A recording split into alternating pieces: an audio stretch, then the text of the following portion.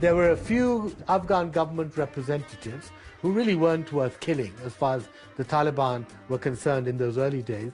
So the Taliban just went further and further in to Afghanistan looking for targets. The United Nations in Afghanistan has ordered its staff not to travel by road through the area where an international Red Cross worker was murdered last Thursday. He was ordered out of his car by a group of armed men and then shot. You had American generals sending off cables saying, you know, something is happening, sending cables even to Rumsfeld. And I think Rumsfeld ignored them. The White House ignored them.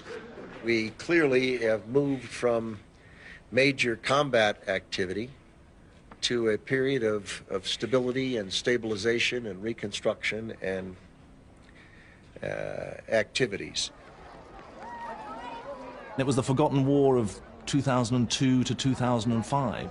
The Taliban were reorganizing. They were licking their wounds and figuring out what to do next. There wasn't a heavy British or coalition loss, and the country seemed to be relatively stable. It wasn't a war on the front pages. And yet the Afghan war was far from over. In fact, it was about to reignite. By 2005, NATO was in control and did what Washington had so opposed at the start. They increased troop numbers and inched towards nation building. NATO wanted to extend the authority of the Afghan president, Hamid Karzai, beyond Kabul. Britain took on Helmand province.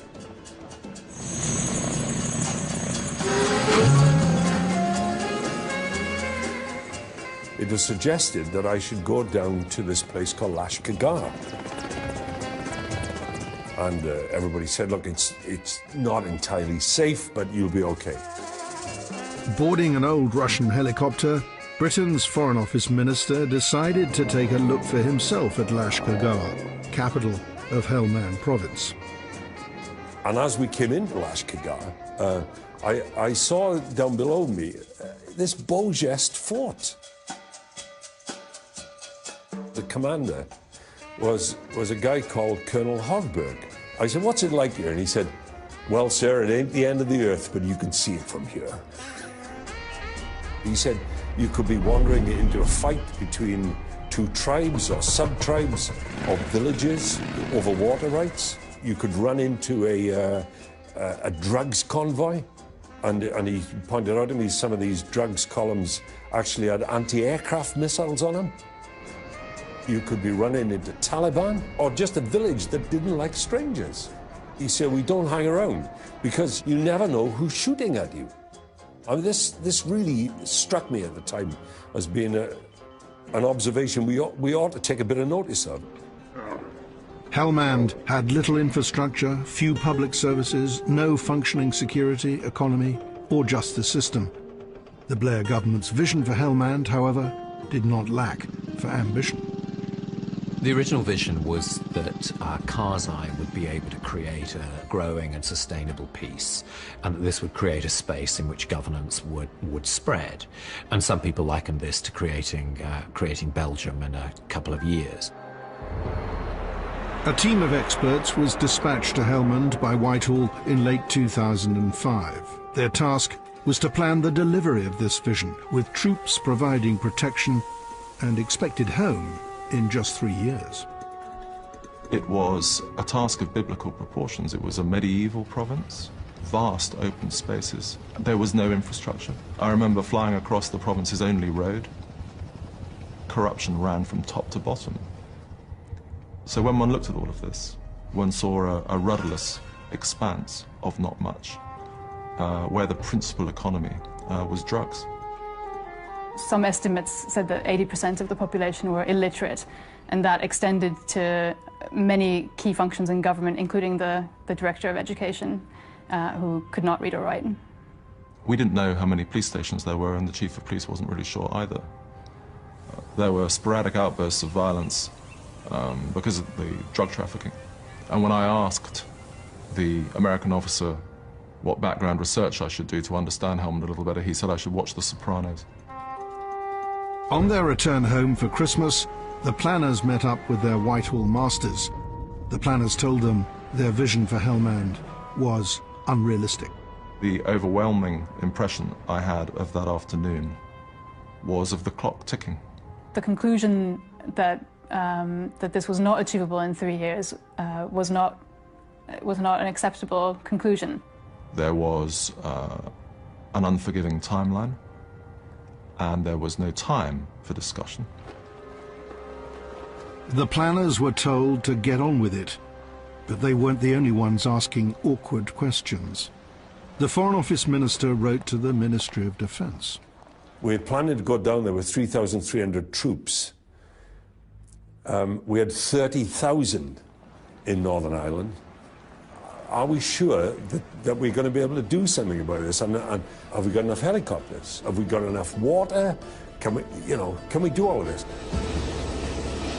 The generals said yes, yes, and yes.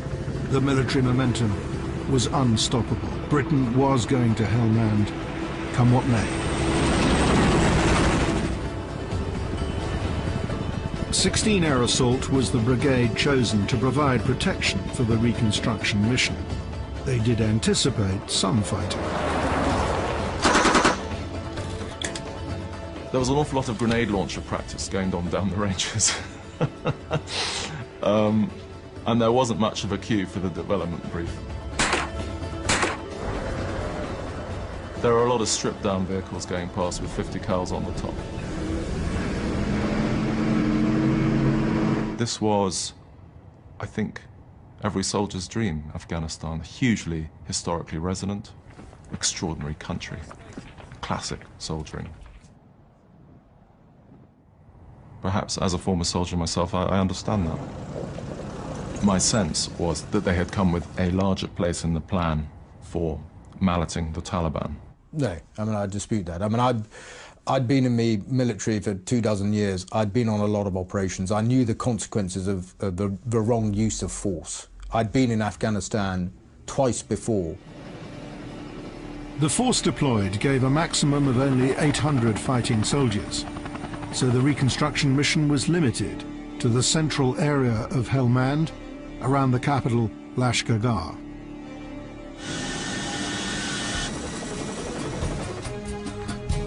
Out on patrol in Helmand, the British troops have arrived and are introducing themselves to their new neighbours. I'm good, fine, thank you. How are you? Does he understand why the British soldiers are in Lashkargah? No, sir, he doesn't know. From the moment that troops arrived, Helmand's Afghan governor warned that his authority was being undermined by lawless gunmen in the north. He urged the army to deal with them. His argument was very much okay, saying, I need you to make sure that the flag of Afghanistan flies over all of the district centres. Yeah, did you resist that to begin with or not? We did. We made it very clear that we were going to be extremely limited in our capability to do other operations. The generals in London judged that deploying north was unsustainable, but the Helmand governor persevered and was supported by the British Embassy in Kabul and the Secret Intelligence Service. By late May, the generals relented.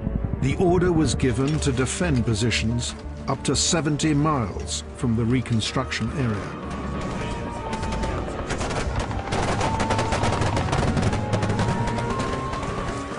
By late June, the army was thinly spread across 3 new flashpoints and about to stretch to yet a 4th, the town of Sangin.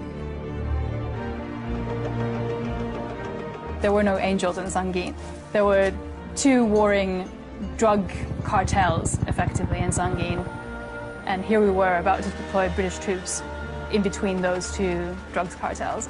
I did everything I possibly could to engage anyone who had decision-making authority to say, this is madness, this cannot be happening. But it was. The arrival of the troops stirred up a hornet's nest. I was furious watching that type of decision-making that ended up uprooting the entire plan that we'd devised.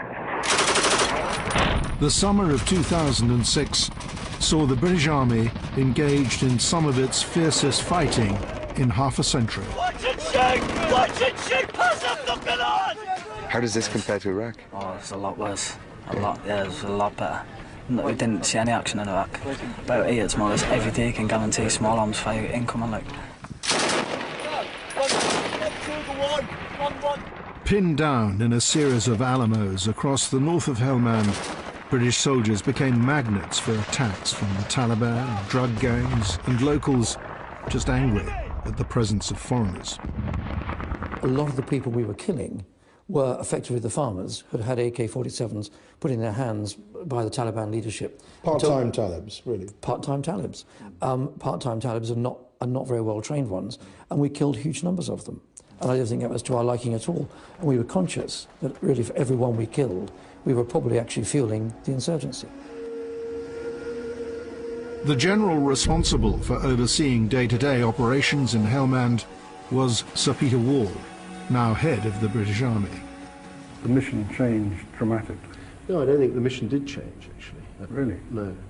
It changed in what, do you mean the aim changed? Or the mode of delivery changed? Well, it changed in the sense that the original mission was a sort of hearts and minds, we'll help bring governance mission to this limited area in the centre of Helmand. And within a matter of weeks, 16 air assault were fighting for their lives in a series of Alamos, and no governance, none at all, taking place. Had we not gone north, what would have happened in your estimation? That's not for me to say. What you were in charge of the operational decision. Yeah. So what's your estimation? I think Afghan governance in Helmand would have collapsed. I think you'd have seen the Taliban breaking out, and you'd have had your Alamos in different parts of Helmand.